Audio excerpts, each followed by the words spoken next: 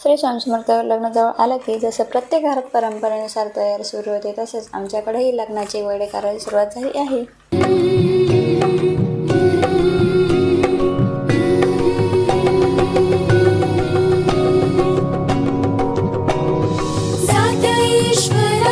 सुपारी बांधली सावळी मैना माझी नवरी हळद लागली सावळी मैना माझी नवरी हळद लागली